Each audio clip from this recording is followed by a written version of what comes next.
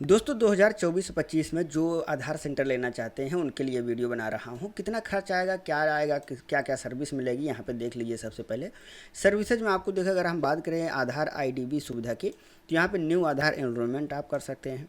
आधार biometric demographic change आप कर सकते हैं। ई आधार का कलर प्रिंट आप कर सकते हैं आधार नंबर से, और उसके बाद ब्लैक एंड वाइट भी निकाल सकते हैं। आधार इंक्वायरी सर्विस के लिए आप एलिजिबल हो जाएंगे, आपको सर्विस मिलेगी।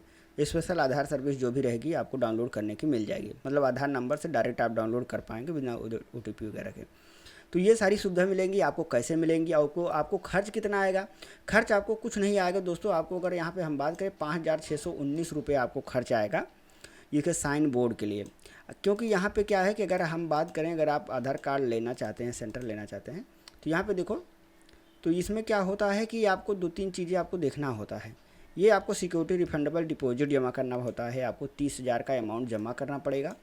बाकी ये केंद्र लेने के लिए 5,619 रुपये आपको देना पड़ेगा। तो टोटल आपको अगर हम बात करें 35,619 रुपये आपको देना पड़ेगा आधार सुविधा लेने के लिए। तो ये आपको कैसे मिलेगा, क्या क्या सुविधाएं आपको देनी पड़ेगी, तो यहाँ पे हम बात करेंगे। सबसे पहले हम बात करेंगे कि अगर आप आधार सेंटर लेना चाह रहे हैं तो आपके पास हर डिवाइस होना चाहिए जो हार्डवेयर लगते हैं। जैसे कि हो गया फिंगरप्रिंट, ठीक है, फिंगरप्रिंट स्कैनर हो गया।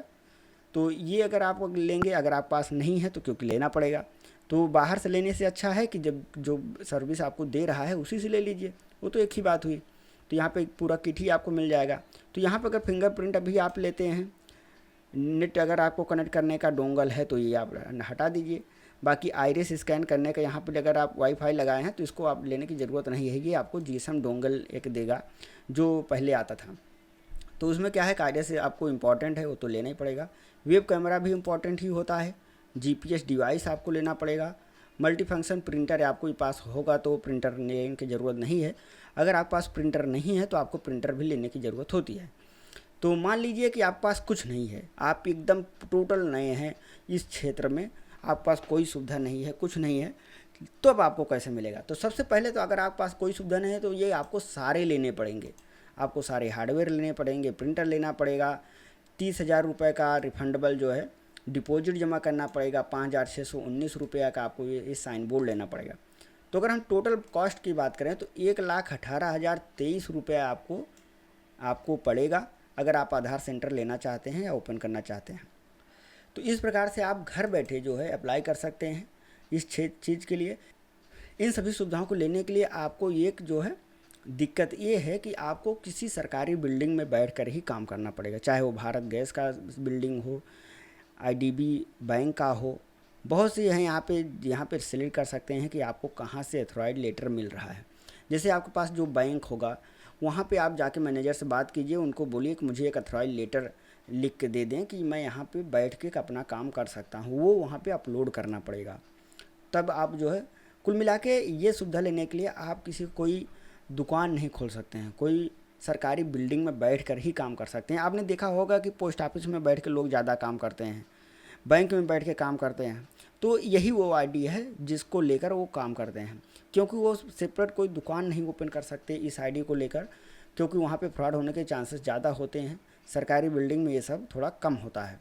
तो इसलिए क्या होता है कि आपको जो है ये कंपनी जो है आपको जो सुविधा दे रही है आधार कार्ड चेंज के, जो भी आपको सारी सुविधाएं दे रही है आधार से रिलेटेड, उसमें क्या है कि आपको जो है किसी सरकारी बिल्डिंग में बैठकर ही काम करना होगा और उसके बाद वहाँ से अपना लेके चले जाना। आपको कुल मिला के एक डेस्क की व्यवस्था करना पड़ेगा जहाँ पे भी आपको बैठना है, जैसे बैंक में हो गया या सरकारी बिल्डिंग हो गई, पोस्ट ऑफिस हो गया, कहीं पे भी बैठना है, सरकारी बिल्डिंग में बैठना है।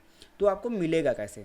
तो सबसे पहले आपको यहाँ पे सिलेक्ट करना है, आपको उस हिसाब से आपका जहाँ सुविधा हो रहा है। जैसे हमारे यहाँ ग्रामीण बैंक है तो मैं ग्रामीण बैंक यहाँ पे आप सिलेक्ट कर सकते हैं, यहाँ पे कहीं होगा। तो उसमें क्या है कि आपको ये सब चीज़ें आपको सिलेक्ट कर ले, आपको क्या क्या सुविधा मिलेगी यहाँ पे आप सिलेक्ट कर सकते हैं। यहाँ पे आप स्टेट सेलेक्ट कर सकते हैं, पहले आपको स्टेट सेलेक्ट करना है, उसके बाद सुविधा सेलेक्ट करना है, उसके बाद यहाँ पे आपको क्या क्या सर्विस मिलेगी तो आपको यहाँ पे आ जाएगी। यहाँ पे अगर हम आप देखें तो सारी सुविधा मिल रहा है। पहली बात तो हम नया आधार कार्ड बना पा रहे हैं, बायोमेट्रिक डेमोग्राफिक चेंज कर पा रहे हैं और प्रिंट भी कर पा रहे हैं, आधार भी डाउनलोड कर पा रहे हैं। तो आधार की सारी जानकारी तो यहाँ पे हो गई। तो इसमें क्या है कि अब आपको मिलेगा कैसे? तो मिलने के लिए आपको कुछ नहीं करना है, डायरेक्ट इसकी होम पेज पे आना है। इसकी वेबसाइट आप देख लीजिए IPSindia.co.in। इसकी वेबसाइट पे आएंगे, आपको यहाँ पे इंक्वायरी करना है, इंक्वायरी नाउ पे। इंक्वायरी नाउ पे सेलेक्ट करेंगे, यहाँ पे आपको एक फॉर्म जैसा भरना पड़ेगा। अपना पूरा नाम डालिएगा जो आपके डॉक्यूमेंट में है। तो ये आप फॉर्म भरिए, ईमेल आईडी डालिए। जैसे ईमेल आईडी डालेंगे आपके जो है ईमेल पे एक वेरिफिकेशन कोड जाएगा। मोबाइल नंबर डालेंगे तो उसका भी वेरिफिकेशन कोड जाएगा। रेफरल, अगर आपको कोई रेफ़र कर रहा है तो उसका रेफरल कोड यहाँ पर डाल सकते हैं, नहीं तो इसको आपको छोड़ देना है। बाकी यहाँ पे देना है कि आप इन्वेस्ट किस में कर रहे हैं। तो यहाँ पे जो है बिजनेस एसोसिएट में आप जो है कर सकते हैं, या फिर रीजनल पार्टनर में आप सेलेक्ट कर सकते हैं। तो ये पार्टनर सेलेक्ट करने के बाद आपको यहाँ पे स्टेट सेलेक्ट करने के लिए मांगेगा, ज़िला सेलेक्ट कर लीजिए। तो यहाँ पे क्या है, सबमिट कर दीजिए। अब आपको क्या है कि ये हमारा केंद्र के जो भी ऑफिसर हैं, जो भी इसके कस्टमर केयर वगैरह हैं, आपको जो है बात करेंगे, आपसे बात करेंगे और आप उनको समझाएंगे तो आपको वो प्रोवाइड कराएंगे। तो लेकिन आपके पास इतना पैसा होना चाहिए ओपन करने के लिए, जो मैंने आपको पहले दिखाया था। तो इस प्रकार से आप घर बैठे अप्लाई कर सकते हैं आधार सेंटर खोलने के लिए। यही सुविधा है जो आप देखते हैं कि पोस्ट ऑफिस में बैठ के काम कर रहे हैं, किसी सरकारी बिल्डिंग में बैठ के काम कर रहे हैं, तो इसी प्रकार से वो करते हैं, मतलब इसी आईडी को यूज कर रहे होते हैं। तो उम्मीद करता हूँ कि ये जानकारी यूजफुल लगी होगी। कोई सवाल हो तो कमेंट ज़रूर कीजिएगा, उसका उत्तर मैं ज़रूर दूंगा। मिलेंगे नेक्स्ट वीडियो में, तब तक के लिए जय हिंद।